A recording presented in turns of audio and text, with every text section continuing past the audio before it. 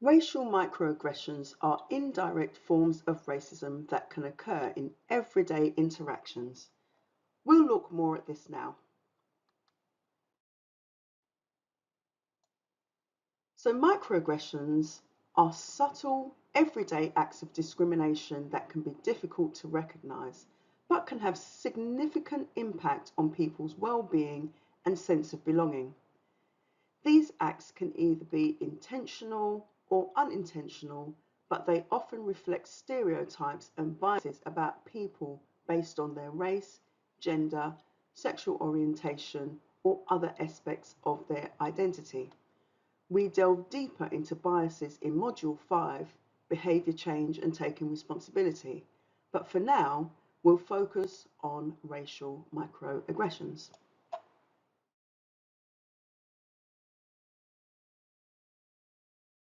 So these are subtle, often unconscious actions or words that convey discriminatory attitudes towards people of different races.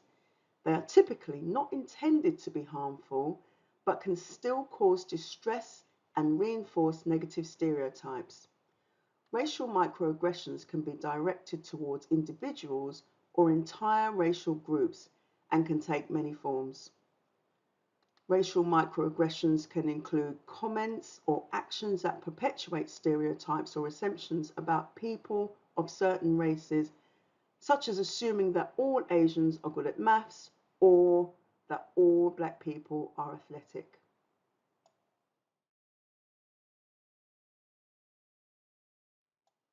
Here are other examples of racial microaggressions. So, asking people of colour where they're from or commenting on their accents, implying that they do not belong in a particular place. Assuming that people of colour are less qualified or capable than their white counterparts based solely on their race. Praising people of colour for being articulate or well-spoken, perpetuating the stereotype that people of colour are not as educated or eloquent as white people. Making assumptions about people of colour based on their appearance, such as assuming that a person is a gang member because they wear baggy clothes, or referring to people of colour as exotic or othering them, treating them as if they are not part of the mainstream.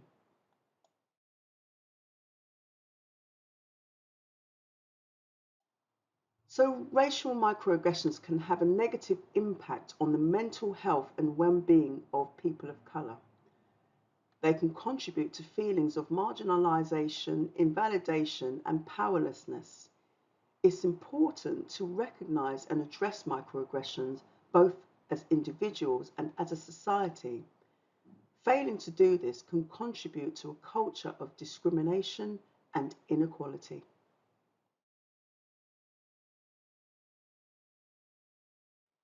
So by being aware of the ways in which microaggressions can manifest and actively working to challenge them, we can help promote a more inclusive and respectful society. This can involve calling out microaggressions when we witness them, educating ourselves and others about the impact of microaggressions, and working to create a more equitable and inclusive environment and diverse spaces. To be an anti-racist is to be aware of and challenge racial microaggressions in ourselves and others. It is to recognise and acknowledge how our words and actions can affect people of colour and to apologise and learn from our mistakes.